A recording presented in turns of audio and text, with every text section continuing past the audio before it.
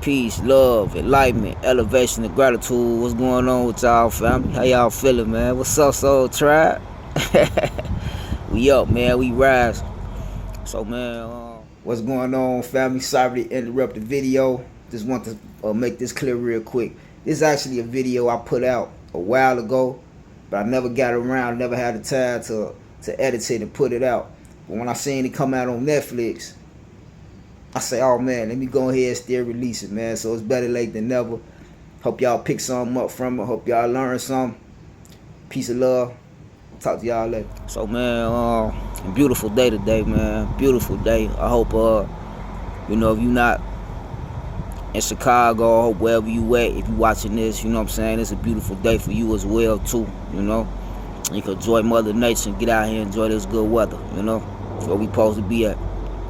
But anyway, just want to chop it up real quick and holler at y'all, man, and get my perspective on the Pope's Exorcist.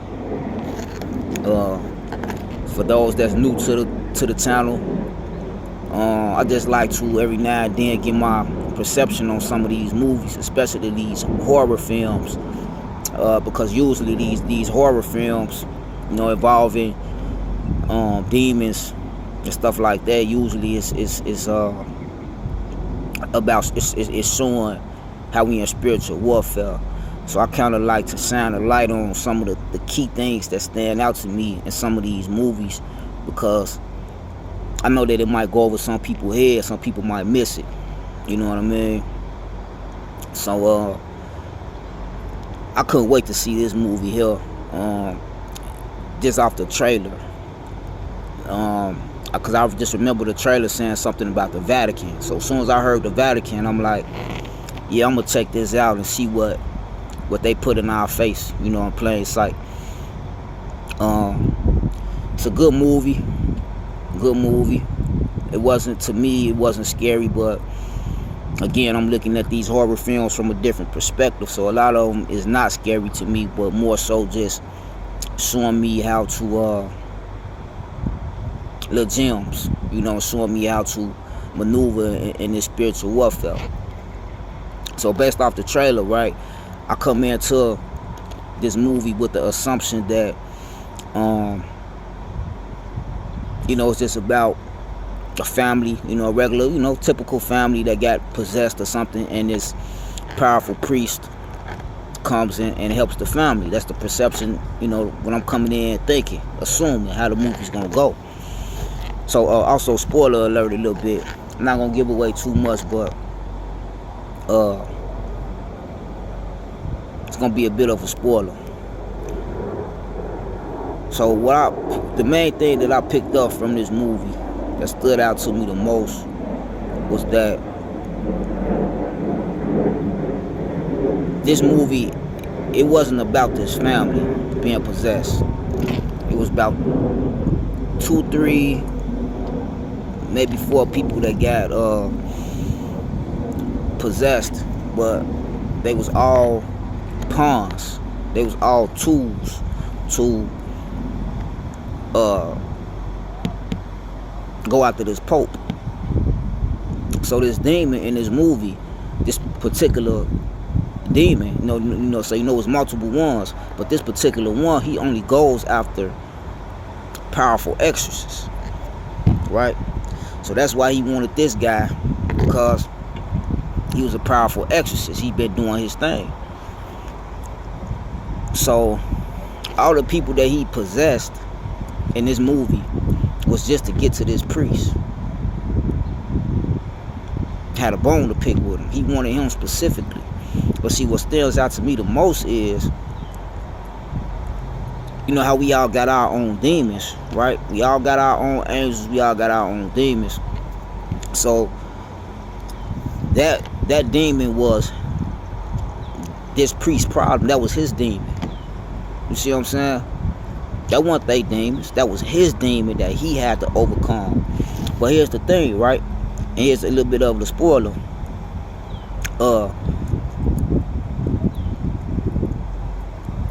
This demon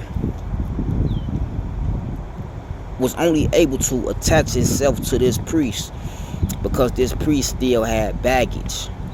this priest had confessed something that was eating at him for a long time. He had confessed it multiple times. He had confessed it to different priests, he said. And he had been forgiven, by all these different people, but he had not yet forgiven himself. You see what I'm saying? And that's how this demon was able to was able to find him and come after him. I mean, he was already a well-known, powerful priest, so the demon was already on him. But by him having this sadness to him that he didn't know how to release, that he couldn't let go, this demon was easily accessible, was easily able to get to him. You see what I'm saying? So that just really stood out to me, and it just made me want to share, with y'all, why it's so important to do your shadow work. This is what, shadow work is. And even in the movie, he had to figure that out. He had to figure out, okay, I haven't truly released this yet. And that's where I think spirituality comes into play at. Because I'm looking at his situation like, yeah, I get it, bro. Because what happened was, it was somebody he wasn't able to save, or he didn't save. He didn't take the situation as serious, and the woman ended up killing herself, and that haunted him for a long time. So the way I'm looking at it from my perspective, on some spiritual stuff, you gotta let that go. Yeah, I know it might have hurt. I know you might have wished you could have saved that woman, but it was because of her dying that he became the super priest and the super exorcist that he was. Because after that, he went hard. So that was just a part of his process. That was a part of his journey into becoming who he became. You see what I'm saying? And I think that a lot of people go through that. We lose people, we lose things, we lose money, jobs, and we lose all these situations, and we let it destroy us, and we let it hold us back, when really we need to be looking at it as that was the universe closing one door and opening another. You see what I'm saying? But see, he was so based on religion, I don't think he really looked at it from that perspective until towards the end of the movie. He didn't say it, but he got over it some way or another. You see what I'm saying? So it's like I said in another video, every level was a new devil. So as great and as powerful as a priest as he was, because like even in the beginning of the movie, they show him doing the exorcism, easy peasy. You know what I'm saying? Like, but he got so good at it that this demon wanted to come to it. So basically, this demon was like a hitman. He come get the guys that's getting all his guys. You see what I'm saying?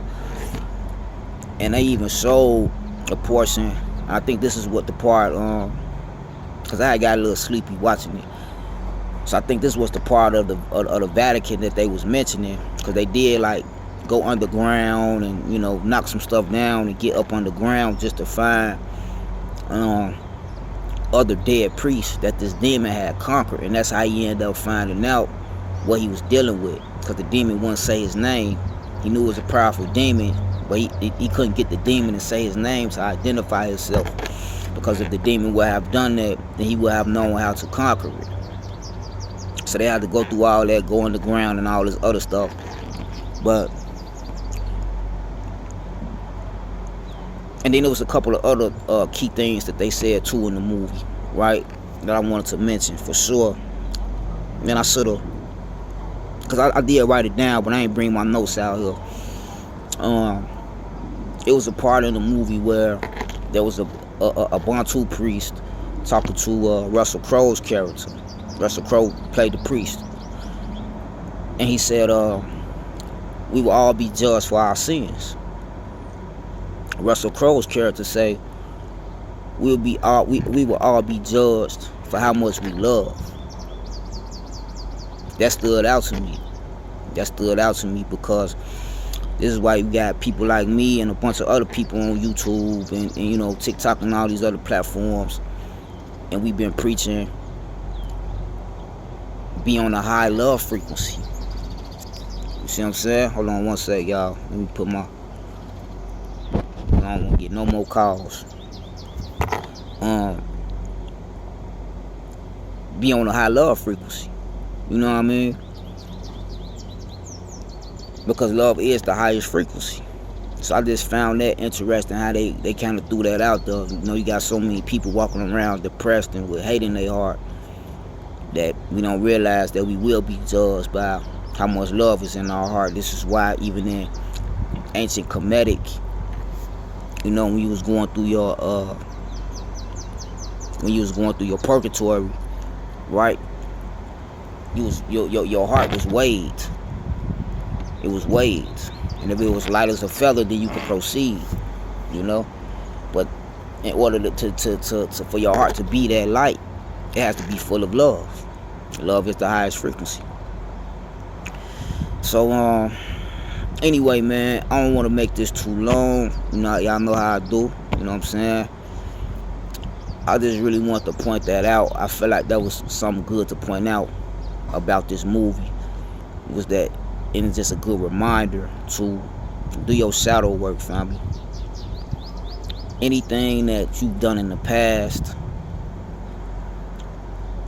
that may make you feel heavy, that may make you feel like you're carrying your baggage that you can't let go of, that's causing you pain, you got to figure out a way to let that go.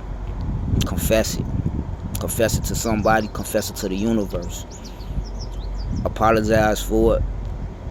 Accept forgiveness, but most importantly, you gotta forgive yourself. But that's why it's important. That's why I always say peace, love, enlightenment, elevation, gratitude. You have to have all of those 5 keys in order to forgive yourself. You gotta continue to elevate your mind. Excuse me. You gotta continue to elevate your mind in order to elevate. In order to forgive yourself. You know? And by that I mean, you're not going to be able to forgive yourself until you really enter, and understand that we've been bamboozled. We've been manipulated. We've been programmed to think the way that we think. We're not thinking the way our ancestors used to think. For one, because a lot of our information and knowledge has been stolen from us. This is where you get these secret societies at. These secret societies ain't doing nothing but holding all the people that has the information and is just keeping it to themselves because they don't want us to have it, because if everybody had it, everybody can be great. But see, they get off on we're great and everybody else is under us. That's what makes them happy. Instead of everybody, you know, being happy and everybody being abundant. They don't want to see that world. They want to see a world where I'm better than you. You see what I'm saying?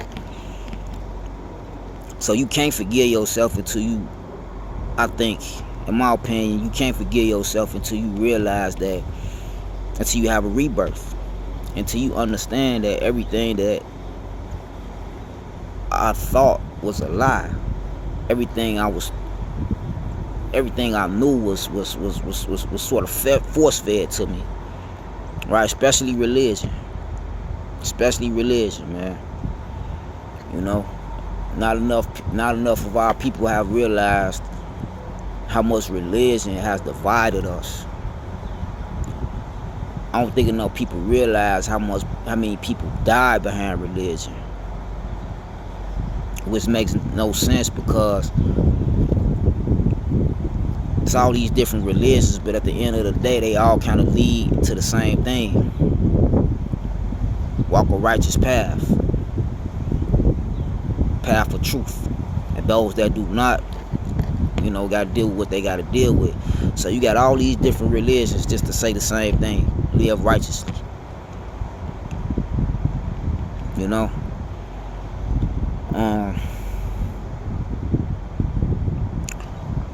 Damn, it was another couple of other key points in the movie, man, that I did want to speak about, but I can't remember right now. But anyway, that was the main point I wanted to get across after watching that movie. Was do your shadow work, family. That's very important. Take some time, sit down with yourselves, close your eyes, go within, and figure out and realize what it is that you're upset about, what it is that you can't let go of pain-wise, and learn and figure out how to let that go. Otherwise, you will be getting yourself attached to a demon like Kurt Russell was in this film. As powerful as he was, he still had his demons to face because it was pain and past trauma that he couldn't let go of. And once he figured out how to do that, he was good. He was good. So I think that applies to a lot of people in real life. You know what I mean? A lot of us is holding on to old baggage, old memories, old traumas that we haven't released, and it's lowering our vibration. It's lowering our vibration. So you gotta let stuff go. Face those demons. Don't run from them. Don't drink it away. Don't smoke it away. Don't ignore it.